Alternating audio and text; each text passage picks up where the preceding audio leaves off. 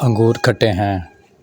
ایک دفعہ کا ذکر ہے کہ ایک بھوکی لومڑی ادھر ادھر گھوم رہی تھی اور اپنے کھانے کے لیے کچھ تلاش کر رہی تھی۔ بھوک کی وجہ سے وہ اپنے آپ کو کمزور اور کافی تھکا ہوا محسوس کر رہی تھی۔ خوش قسمتی سے لومڑی کو ایک باغ نظر آیا۔ وہ جب اس باغ میں گئی تو اس نے انگور کی بیل دیکھی جس میں انگور کے گچھے تھے۔ یہ انگور دکھنے میں کافی شاندار اور مزے کے نظر آ رہے تھے۔ لومڑی نے تڑپتی آنکھوں سے انگور کے گچھے کی طرف دیکھا اور ان کو حاصل کرنے کی پوری کوشش کی، لیکن لومڑی کے لیے ان کو حاصل کرنا اتنا آسان نہ تھا کیونکہ انگور کافی اونچائی پر تھے۔ تھوڑی کوشش کرنے کے بعد لومڑی تھک گئی تھی، چنانچہ اس نے کچھ دیر آرام کرنے کا فیصلہ کیا۔